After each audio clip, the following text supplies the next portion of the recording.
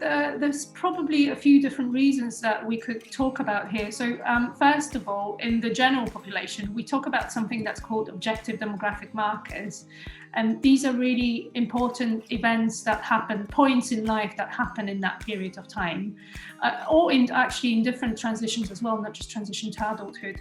And during the transition to adulthood, they particularly include things like, for example, starting university, or maybe getting a first job, or getting into a first relationship, romantic relationship. So these are challenging times anyway for anyone who's going through that period in life, because they include many firsts, many different changes that happen for the first time in somebody's life. And for people with autism who are on the spectrum, I think that might be particularly challenging because of the different difficulties associated with autism, especially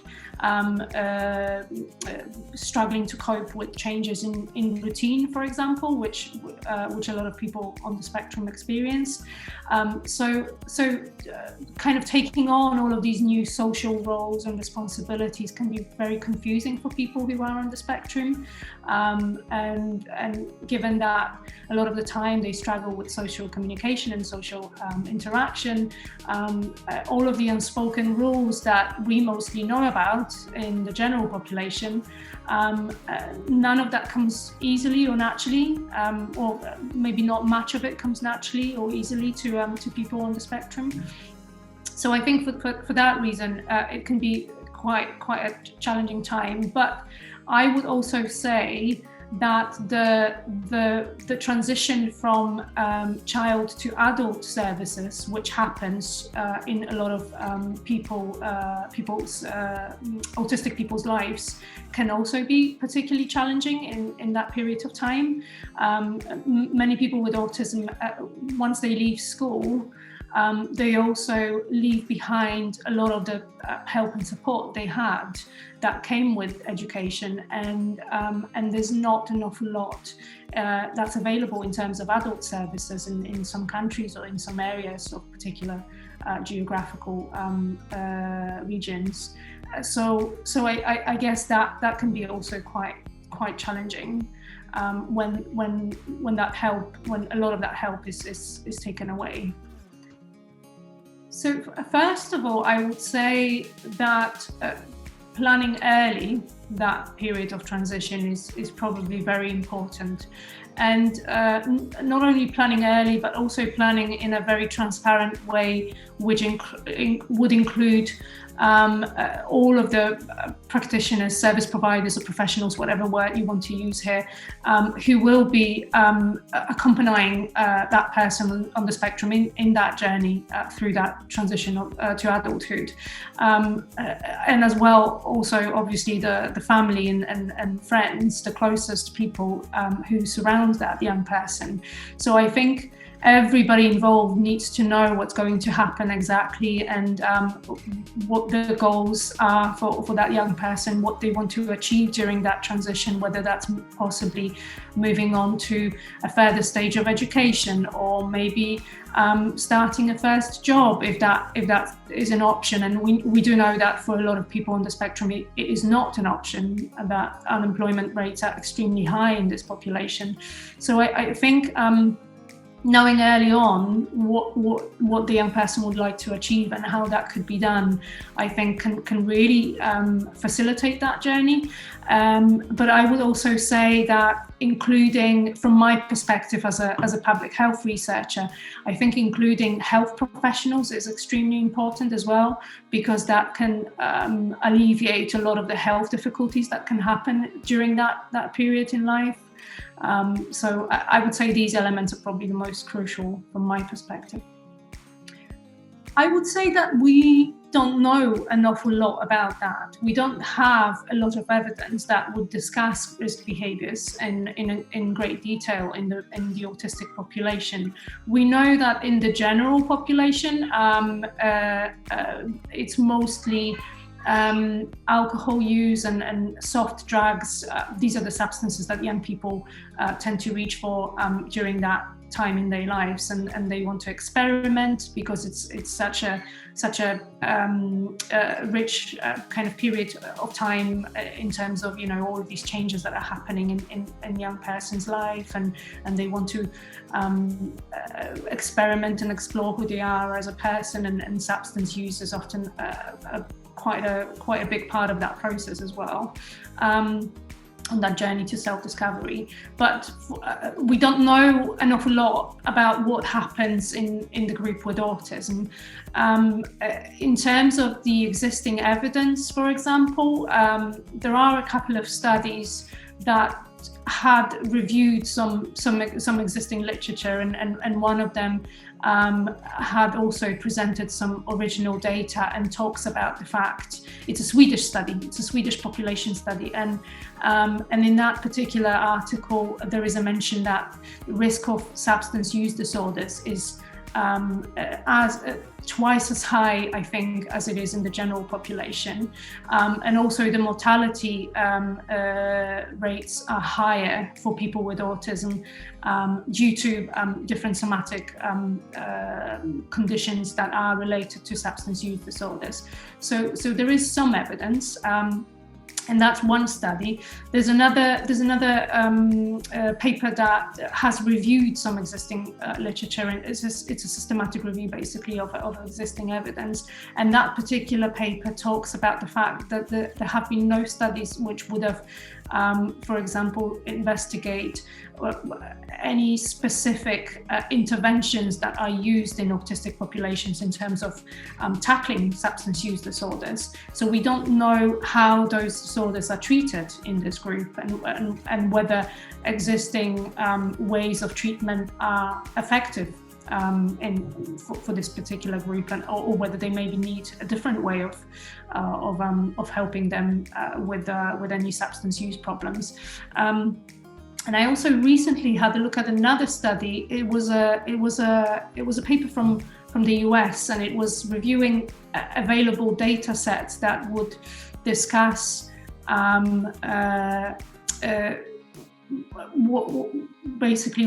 different types of data that are collected on substance use in young people. And I remember that from 19 different data sets identified, only one of them included data on both a record of autism and also consumption of alcohol or soft drugs like marijuana. So it's only one data set that we would be potentially able to use to investigate what's happening in terms of substance use disorders in autistic population. Where I work in Scotland, I don't know of any data sets that would provide a comprehensive picture like this. We would need to link different data sets. So that tells me, I think, that there is a lot to be done still in terms of different risk behaviors that this population experiences, but we know a lot more about suicidality, for example, in autistic individuals, and we know that they are particularly vulnerable to experiencing suicidal thoughts and behavior, and that the rate of suicides is a lot higher than it would be in the general population. But beyond that, I don't feel we have enough evidence in terms of risk behaviors. I would say that access to services that provide ways of structuring one's daytime routine would be really, really helpful during this transition, this period of transition. And I say that just because of what I have mentioned already. A lot of young people with autism who leave school don't always have anything planned once education ends. They don't have a job lined up, or an apprenticeship, or maybe some further education course. There's nothing that's waiting for them, and that often means that these days that are not filled with any activities or socializing, that can, I think, heavily impact negatively on somebody's mental health. And we know that young people with autism experience much higher rates of anxiety and depression, for example. And I think partly that's because of the outcomes that a lot of young people with autism face during that transition. So I think services that involve both the young person and their immediate environment, possibly their family, relatives, or maybe closest friends, that are available in local communities. I think that's very, very important and is often lacking, particularly, I think, right after diagnosis. If somebody gets diagnosed a little bit later on in life, there's not an awful lot available that would provide that extra help and support in terms of understanding what's happening in terms of that journey, that transition. So yeah, I would say that's quite important. I think there are probably a multitude of different reasons here. So as we have spoken already, especially during transition, there's that move from child to adult services, and that often means that young people don't necessarily have the right type of health support, and that, I think, can compound the different health inequalities that they may be already experiencing. There are also other socio-economic factors, I think, that are reflected in the autism group as much as they are in the general population. So we know that in the general population, for example, people who are from ethnic minorities or who live in quite deprived areas usually experience poorer health, and these same trends seem to be also reflected in the population with autism, or at least that's what the studies seem to be suggesting. So that's one reason. There's also probably some other genetic factors that we need to consider in terms of certain conditions. We know that certain conditions can be inherited, especially this family history of having a certain condition, and this can then the risk is obviously higher in the younger population as well. So certain conditions just occur in families. I don't think we know an awful lot about physical health in that respect, and that's something that I think I would like to see happen in terms of more research, whether there are any genetic risk factors possibly in the autism population that would predispose young people to experiencing certain physical health problems.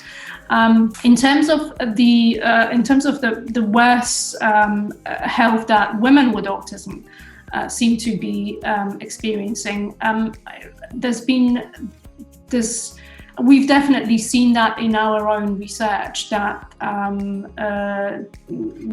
included some data from Scottish census that was done back in 2011, and in that data set we definitely we have seen that women, actually girls and women, so females of all ages on the autism spectrum, experience worse health than all of the other groups. So when compared to women without autism, but also men with and without autism, the worst health is seen in girls and women who are autistic.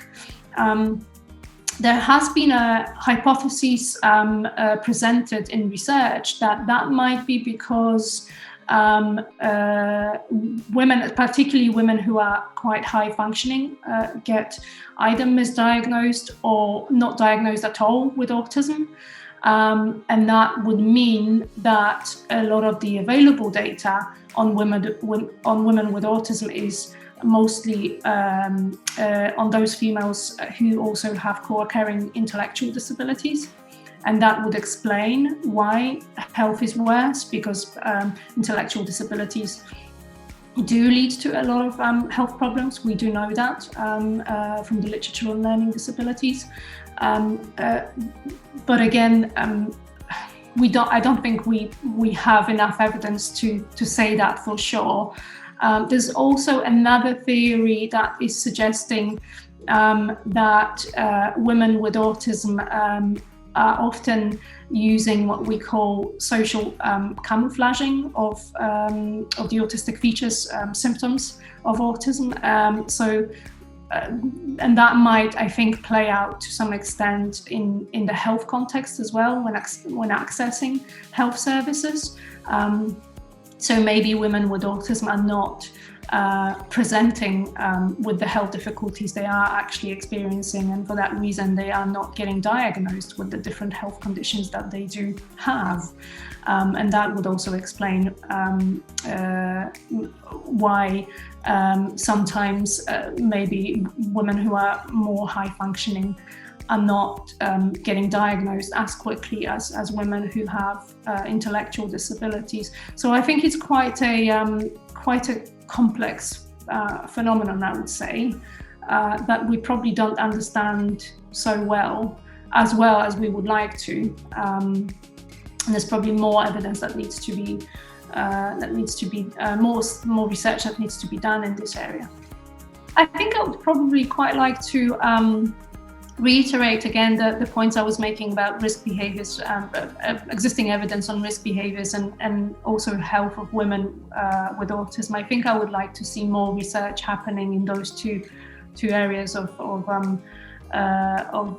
academic study. I think that's of utmost importance when we talk about transitions to adulthood. If we want to provide the right kind of help and support for young people with autism, we do need to know if they do engage in substance use as frequently as it is the case in general population, and at the moment we don't know that. And also, if we want to serve the population with autism, the whole population with autism, we need to understand more about how autism presents itself in women, and how those additional health difficulties may present themselves in that particular subgroup of that population as well, and whether we're missing something in terms of health provision in particular at that very crucial stage in young people's lives.